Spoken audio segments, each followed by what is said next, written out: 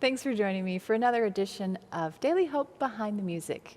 As you know, we've been going through the book of Ephesians, which is just full of all of these great concepts and ideas and quotable quotes kind of thing, and we've been learning so much, and then all of a sudden we arrive at the end of chapter 5 and we see words like submit and respect, and suddenly everybody has their own ideas of what that means and how that should be interpreted, and some hurt feelings around this text as well. So I hope you all will keep Pastor Steve in your prayers as he's preaching this weekend.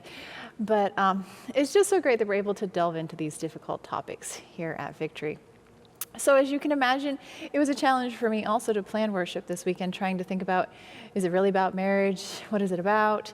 I decided that I was going to make it about submission because it talks about submitting ourselves one to another. So it's not just between a husband and wife, but to submit ourselves to fellow church members or family or things like that, and especially the relationship between the church and God. So submitting ourselves to God. So one of the hymns for this weekend that I chose is Come Thou Fount of Every Blessing. Now this was written by a British theologian whose name was Robert Robinson. He wrote it in 1758, and a lot of historians think that he wrote it sort of as a testimony of his life. He had a rough beginning. His father died when he was very young. He was acting out. His mother couldn't handle him. She sent him off to London to apprentice with a barber. He was in his teenage years. He started to drink, hang out with the wrong crowd, became part of a gang, and was just kind of not living an ideal life.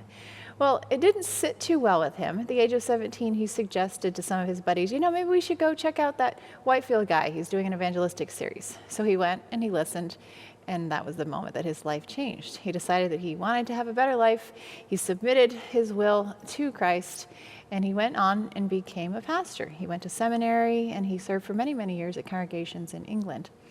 During that time, he wrote this hymn for his Pentecost sermon one year at Pentecost. And the words are just so powerful. I'm going to read to you the third stanza. I'm sure you know them, but think about them especially as we're thinking about this topic for the week. Oh, to grace, how great a debtor daily I'm constrained to be. Let thy goodness like a fetter bind my wandering heart to thee. Prone to wander, Lord, I feel it. Prone to leave the God I love. Here's my heart. Oh, take and seal it. Seal it for thy courts above.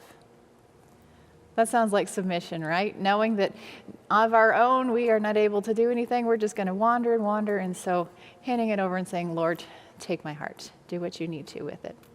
So I hope that you'll just meditate on this, have this be your prayer as I play through this really lovely arrangement of Come Thou Fount of Every Blessing. I'll see you next week.